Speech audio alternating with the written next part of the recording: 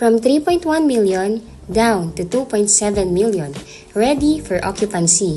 46 cluster townhomes, complete finish with tiles. 50 square meter lot area, 55 square meter floor area.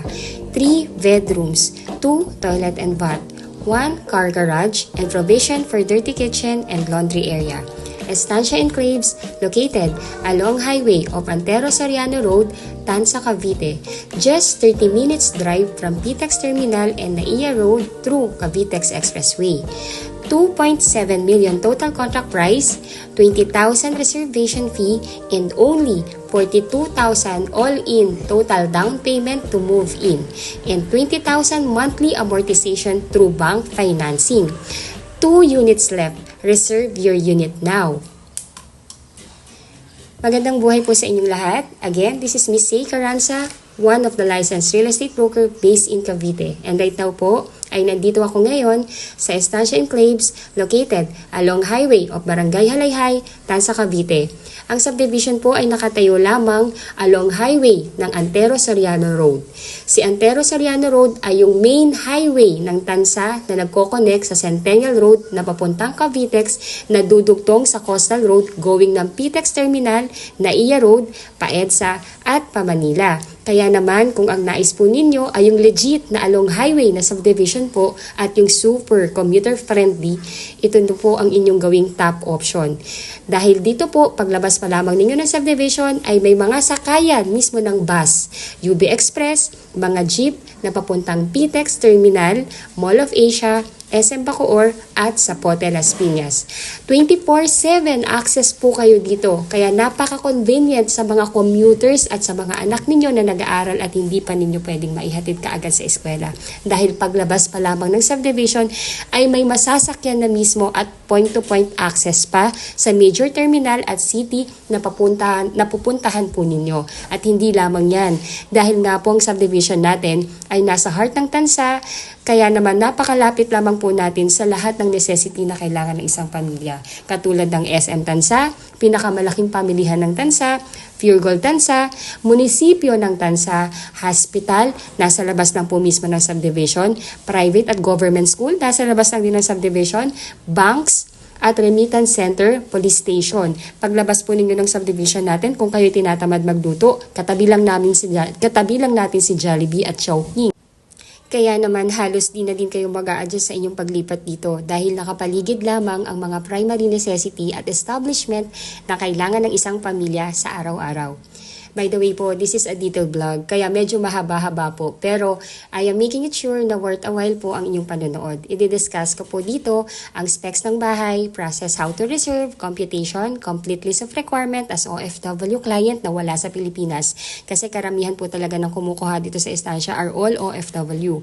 Then sa bandang last video po ay i-virtual tripping ko po kayo from the highway going sa subdivision at makikita nyo rin po yung actual construction ng unit namin dito sa Estancia. Estancia Enclaves is a 30-hectare residential development and owned and developed by Raymolan Lands Inc. Si Raymolan Lands Inc. is also the makers of our finished project in Dasmariñas, Cavite, which is in Nostalgia Enclaves. In Imus, Cavite, si Tradisa Enclaves. In General Trias, Cavite, si Navilaja Enclaves and Valencia Enclaves. In Laguna naman po, there is Jubilation Enclaves. Si Raymolan din po, siya rin po ang owner ng AUB Bank or Asia United Bank. And siya rin po ang owner ng ating well-known kiddie food na si Rebisco, just to name a few of our developers' businesses. Kaya makakasiguro po tayo na reputable at talaga namang may kakayahan na magtayo at mag-develop ng maganda at quality subdivision ng ating developer. Kagandahan pa po dito sa atin sa Estancia Enclaves, dito po sa atin, pag dito kayo nakabili, malapit lang po kayo sa magiging Cavitex 2. Ilalagay po yung Cavitex 2 sa likod lamang ng SM Tanza. Kaya pag natapos na din po ang infrastructure na yon, ay hindi na po kayo dadaan ng Centennial Road para makaraan sa Cavitex 1 dahil may Cavitex 2 na nadediretso na papuntang PTEX at Naiya Road. Kaya talaga namang napakaganda talaga ng location ng Estancia Enclaves. Kaya every time na may nagtitripping dito or may nag-i-inquire sa amin, automatic nagre-reserve kasi napaka-prime location and yet affordable, abot kaya ang presyo. Ito po na yung sample natin ng actual na turnover unit. So, pag nag-reserve po kayo at nag-invest kayo ng pangarap na bahay ninyo dito sa amin sa Estancia Enclaves na townhomes, ganito po exactly yung itsura ng turnover. Ayun po, so ilalagay ko na lang po yung description in every clips para at least po makikita ninyo kung asa na po yung video natin. So, ngayon po kasi iti-discuss ko lahat ng progress at lahat ng process kung paano makakuha ng property. Ayun po, so I believe naman po yan talaga yung reason bakit kayo nanonood ng vlog ko ngayon. Ang aming ready for occupancy townhomes po dito ay only 4 to 9 cluster lang na magkakatabi. Kaya hindi magiging sobrang haba ng mga blocks po dito. At ang aming subdivision lamang po ang natatanging nag-offer ng low down payment promo para sa isang ready for occupancy na complete finish siya with vinyl tiles na po yan. Ang aming townhomes po dito ay may 3 bedrooms, may 2 toilet and bath with garage with provision for dirty kitchen and laundry area. May 50 square meter po ito na lot area at may laking 55 square meter na floor area. Pag tinurn over na po ito sa inyo, ay may mga ano po to, may vinyl tiles na po ito sa ground floor, pati rin po sa second floor. Then, yung kitchen po ninyo, meron na siyang kitchen counter, may base cabinet. Sa ground floor din po, ay may isang toilet and bath na complete fixtures with tiles na rin. So, ayun po, pag-akyat po natin, itong stairs natin, meron na po yung wood tiles, then, naka-metal handrails na rin po yung ating handrails po. Then, naka-cathedral window na rin po to. Kaya, yung ventilation and yung natural light talaga namang ma-appreciate natin. Kumbaga, siya yung townhomes na kahit nasa inner ka, hindi madilim yung loob ng bahay. Kasi ayan po, napakalaki ng bintana. Sa second floor po, naka-vinyl tiles na din po ito. Kaya nandito din po lahat ng 3 bedrooms at may isang toilet and bath din po. In every rooms ay may naka-ready na doon na lalagyan na ng inyong aircon or AC. Then may kanya-kanyang bintana po yan. And may nakalaan na rin pong area para sa cabinet din ninyo. Then sa toilet and bath din po ay complete fixtures na din po ito. At nakikita po ninyo talagang malaki din. Kung ano po yung exact na nakikita, kung ano po yung nakikita ninyo dito ay ganun din po yung exact na marireceive ninyo. Ito pong video na ito ay recorded this November 16, 2025. Baka po kasi mag-expire na yung aming promo pag lumipas na yung ilang buwan o buwan na napanood po ninyo ito. Yung low down payment promo po ay limited offer lamang po at applicable lamang po ito sa mga ready for occupancy units. So as of the moment po ay meron pa po kaming 2 inner unit na low down payment promo. If in case po na gusto na ninyo yung unit natin, let us know po kasi po sayang naman po kung maunahan tayo. Right now po, ito na lang yung natitira and wala na po kasing kasiguraduhan kung makakapag-reopen pa po uli ng mga inner unit na low down payment at ready for occupancy. Kaya kung nakikita nyo naman po na ito na yung pangarap ng bahay, bakit hindi nyo pa po i-reserve? Sayang po yung panahon. Tandaan nyo po, panahon po ang kalaban natin. Ayun po. So again, pinapaubos na lamang po itong phase ng townhomes namin. Madami na po ditong nakatira at tentatively po ay puno na ito o nakalipat na yung mga nakabili ng bahay dito sa unang phase, itong phase na to ngayong December 2025 hanggang next year first quarter ng 2026. Ang aming mga units po dito sa Estancia Enclaves ay perfect sa mga OFW family na si husband nasa ibang bansa at yung family nila na sina wife and kids ay nasa Pinas. Kasi no need na ma-stress pa si ma'am para magpagawa ng interior dahil lipatan na lang at gamit na lang talaga at sarili po ang dadalhin na lang sa paglipat sa bahay na to. Kasi kahit magpagawa ng gate or ay ayos lang naman dahil ang mahalaga po gawa na yung loob. Very livable at talagang bahay na po ito. Karamihan po kasi sa mga bumibili sa amin dito sa Estancia Enclaves ay OFW family, seaman at mga locally employed na nagtatrabaho sa Manila. Dahil nga naman po napaka-accessible, madaling mag-commute at talaga naman na kahit probinsya ay pinakamalapit na probinsya to sa Maynila. Kung kayo po ay OFW at wala sa Pilipinas at nais nang mag-reserve ng inyong pangarap na bahay dito sa amin sa Estancia Enclaves, all you need to do po ay magtalaga lamang ng inyong representative or SPA na siyang kakatawan sa inyo sa pagpirma ng documents pagkuha ng property dito sa Pilipinas. Dapat po ang inyong SPA ay immediate family member, asawa o anak o magulang o pinsan o kapatid o in-laws na nag-eedad ng 21 to 55 years old. Kung nais na po ninyong mag-reserve ng aming natitirang 2 units na townhomes na ready for occupancy dito, ay i-message lamang po kami. Ang aming numero ay nandito na po sa description ng video na ito upang masendan namin kayo ng reservation forms via email address na ninyo at para ma-fill upan na ninyo. Once na-fill upan nyo na po yung reservation form, ay isend back nyo po sa amin at pwede na po kayong mag-deposit ng inyong reservation fee. Originally, ang total contract price ng inner townhomes namin dito sa Estancia Enclaves ay 3 million. Ngunit, nagbigay po ng promo ang aming developer kaya ang total contract price na lamang po ng property is only 2.7 million. Ang first cash out po lamang para makapag-reserve ng unit ay only 20,000 pesos na ide-deposit po ninyo sa bank account ng aming sales officer at magpo-provide po siya ng resibo pag nakapag-online bank transfer na po kayo. Pag nakapag-reserve na po kayo, ay dapat po makomply natin ang requirements at mabayaran ang kabuuang down payment na 42,730 sa loob ng 15 to 20 days upon reservation. After mabayaran ng down payment, ay stop payment na po muna kayo at aantayin na lamang ang approval ng housing loan application sa bangko. Usually po, lumalabas ang housing loan approval from the bank within 3 months from the date na na-complete na natin ang inyong documents at mabayaran ang kaukulang down payment. Pag may approval na po kayo, ang bangko ay diretso mag-i-email sa inyo na approve na po kayo. So, basahin nyo lang po yon and tingnan nyo po yung terms and condition and replyan nyo po na ina-accept nyo na po yung approval para ma-schedule naman po ang inyong SPA or kayo po kung nandito sa Pilipinas for loan contract signing. Ngayon po, pag nakapag-loan contract signing na po, ay doon pa lamang po mag-i-start ang inyong monthly amortization sa bank na pwede nyong bayaran ng 20,641 for 25 years to pay. Actually po, ang ganda po ng terms ng bank ngayon, parang pag-ibig na. Pwede na po siyang bayaran actually ng hanggang 25 years to pay. So for 25 years to pay, kung ito po yung mapipili ninyong monthly amortization, that will be 20,641 per month.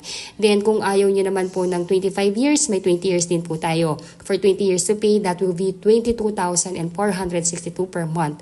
Then kung gusto niyo po ng mas shorter term, like 15 years to pay, for 15 years to pay naman po, that will be 26,258 pesos per month. And kung gusto niyo talaga ng shorter term, may 10 years din tayo, which is 33,909 per month. Ayun po. So, papipiliin naman po kayo and conforme po yun sa edad ninyo upon loan approval po. Kung pwede pa tayo na hanggang 25 years. Pero karamihan naman po ng OFW client namin, ayaw din nila ng longer terms. Pinipili nila yung 20 years, 15, 10 years. Ayun po. Kung ano po yun din, kung ano din po yung convenient para sa kanila. Ayun po.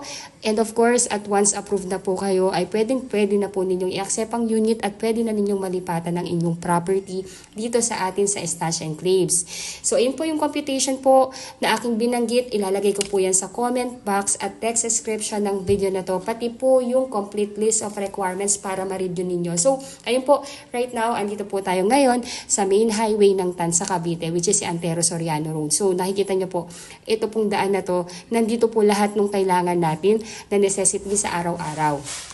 If nais na po ninyong mag-reserve ng aming natitirang 2 units na ready for occupancy, all you need to do po is contact us. Our number is already posted in this video po.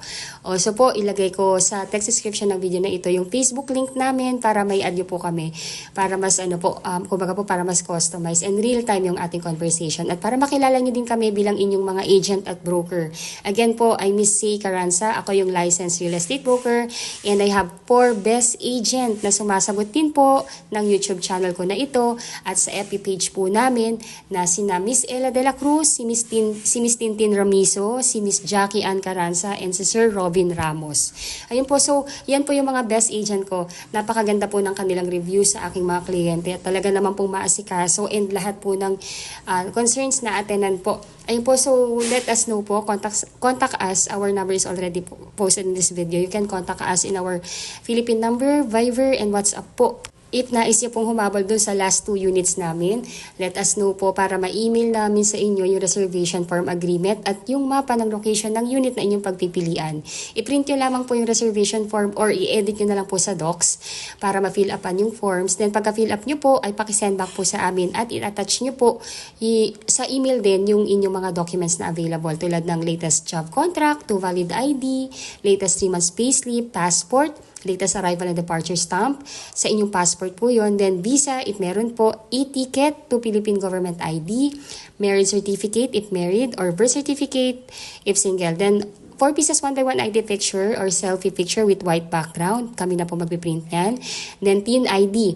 Kung kayo po ay citizen na sa bansang kinaroroonan po ninyo ngayon, dapat po at least dual citizen po kayo. Kailangan po dual citizen pa rin tayo. Kahit by blood or sanguinity ay Pilipino tayo. Dapat po meron pa rin tayong documents as Filipino citizen. So, ayun po. So, if ever na ano po kayo, residente na kayo dyan sa bansang kinaroroonan nyo ngayon, kailangan po namin ng katunayan na dual citizen na kayo. Like oath of allegiance, permanent residence ID, or any proof na dual citizen pa rin po kayo.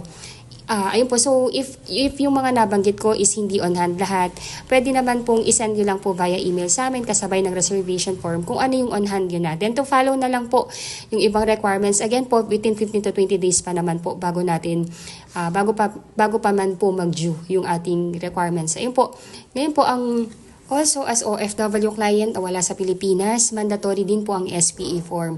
Ito po kasi yung ito po yung manggagaling sa ating developer. I-email po namin yan sa inyo at ipapakonsularize ninyo sa ating Philippine Embassy kung saang bansa kayo naroon ngayon. Ngayon po, if ever man po na medyo mahihirapan kayo sa pagpapakonsularize ng SPA form, please let us know. Baka kaya namin gawa ng paraan yan dito. Lahat po ng bagay may solusyon. Please let us know kung ano po yung, kung meron kayong difficulty. Sabihan nyo lamang po kami para matulungan po namin kayo. So ito pong napapanood nyo ngayon is actually virtual tripping ng loob ng phase ng ready for occupancy natin. So as you can see po, malinis, malaking mga daan, and maganda talaga yung community, tahimik po. By the way po, yung representative ninyo or yung SPA ninyo, meron din po siyang requirement which is simple lang naman, like 2 valid ID, selfie picture or 4 pieces 1x1 ID picture, latest proof of billing like Meralco or water bill na nakapangalan sa kanya. Pero if ever man po na wala po siyang billing na nakapangalan sa kanya dahil nagrerenta siya or nakatira sa relative, gawa lamang po kung sino yung may-ari ng proof of billing na doon siya nakatira. Kumbaga po, magsulat lang, nagsacertify na doon siya nakatira, then mag-attach lang yung may-ari ng billing ng kanyang 2 valid ID and pirmahan or lagyan ng 3 specimen signature. Ayun po, so yun po yung yung gagawin. Pero kung may billing naman na nakapangalan sa inyo, kahit nandiyan kayo sa ibang bansa, pwedeng yun na lang yung gamitin ng inyong representative as part of requirement po. Yung requirement ng representative po ninyo, pwede po niya yung ibigay sa akin upon tripping, or kung hindi pa makakapag-tripping, pwede rin po via email. Lahat po nung nabanggit kong requirements actually pwedeng via email. Yung SPA form lang po talaga yung kailangan yung i-print at ipadala at ipakonsularize at ipadala yung na-consularize mismo sa inyong representative. Ayun po. So let us know lang po if there's any hindrances or meron tayong kumbaga kung medyo mahihirapan tayo, baka pwede natin gawa ng paraan yan. Lahat ng bagay po kaya nating solusyonan. Let us know lang po. So ayun po, itong pinapakita ko sa inyo is, ito naman is yung actual turnover naman ng end lot ng townhomes namin. So by the way, solved na po to ha. Binibigyan ko lang po kayo ng idea kung ano po yung itsura ng actual na turnover. Ayun, so please enjoy po, and I hope na entertain ko po kayo sa aking vlog na to. Kasi talagang ginawa ko po talagang detalyado to para at least worthwhile po talaga yung panunod nyo sa akin. Kasi gusto ko po talagang maghatid ng quality content and talagang ma-appreciate ninyo at marami kayong matututunan. Actually po yung binabanggit ko po dito sa presentation ko from the computation and list of requirements. Actually, in general na to. Kasi po, yung complete list of requirement pare-parehas lang din po in other subdivisions na hawak ko. Ito lang po talagang dinidetail ko lang para at least well-guided and knowledgeable sa prosesong ginagawa po natin. Talaga namang pong napahaba ng aking vlog, pero alam ko naman na ang meant nyo po talaga dito sa panonood sa akin ay maintindihan ng proseso at pagkuha ng iyong pangarap na bahay dito sa Pilipinas. Kaya as much as possible, I want to be detailed, lalo na sa mga kababayan nating OFW na wala dito sa Pilipinas at ang talagang medium lang para magkaroon talaga ng knowledge sa mga properties natin dito sa Pilipinas ay ang panonood ng vlogs and panonood dito sa YouTube. So again po, by the way po, if you are new to my channel, if bago po kayong nanonood dito sa akin, please do me a big favor po. Please subscribe and hit the bell button found at the lower right of this video screen. Ayun po, so I hope po na na-entertain ko rin kayo in somehow po nagkakaroon kayo ng kaliwanagan sa tamang pagkuha ng pangarap na bahay ninyo dito sa Pilipinas. So soon po, may iba pa akong vlog na gagawin. So for the meantime, ito po kasi ngayon yung nakikita kong pang-abot kaya talaga and pangmasa talaga na property na hindi masakit sa bulsa pag nag-down payment and malilipatan na yung property. Ayun po, so again, if we do free tripping daily po, let us know po if ipapatripping nyo na yung inyong representative pagka-reserve. So, pwede din po bayaran ang reservation fee directly sa site. Pero again po, this is a first come first reserve basis. And karamihan talaga ngayon through online reservation ang ginagawa ng mga OFW client namin. Kasi number one po, ang kalaban talaga natin dito ay oras. Kasi syempre po, marami pong naghahanap ng ready for occupancy na hindi masakit sa bulsa ang down payment at complete finish. Napakaganda po nito. Kaya last week nag-open ng 10 units. Actually, late po yung vlog ko na to eh. Kasi yung 10 units na yun, isang araw, 2 to 3 days lang po yun, naubos yung unit na yun. Kaya 2 units na lang yung available. And majority daw po ng mga nag-reserve is mga OFW and via online reservation. Ayun po. So, ginawa ko talaga siyang detalyado. Kasi nga po, gusto ko pong makita ninyo yung property natin and everything, proseso. Ayun po. So again, yung Facebook account po namin, ilalagay ko po sa text description ng video na to para at least makilala nyo po kami bilang inyong broker at agent. Again, I have 4 best agent na nag-a-admin din ng YouTube channel na to, which is si Ella de la Cruz, si Tintin Ramizo, si Jackie Ann Caranza, at si Robin Ramos. Ayun po, please contact us and let us help you na i-guide kayo sa pagkuha ng inyong bahay dito. Gawin nating smooth ang journey ng inyong pagkuha. Ayun po, so easy as 1, 2, 3 lang naman po ang pagkuha ng pangarap nating bahay dito sa Pilipinas para sa inyong pamilya. Ang gawin nyo lamang po ay mag-inquire, fill up the reservation agreement, attach your document, pag-send back nyo na sa aming reservation form, deposit your reservation fee, complete all the requirements and wait for the housing loan approval, and ayun na, turn over na ng unit ninyo. Easy as that po. If you think po na nakakatulong po ako sa inyo para magkaroon ng kaliwanagan sa pagkuha ng inyong pangarap na bahay dito sa atin sa Pilipinas, please like and share, subscribe na din po kayo sa amin sa FB page at sa YouTube channel. Malaking tulong po yan sa akin at sa aking buong team. Again, if you are new to my channel, please do me a big favor. Please subscribe and hit the bell button found at the lower right of this video screen. Thank you in advance and bless you all. Ingat po kayo kung nasa ang bansa po kayo ngayon. Maraming salamat po.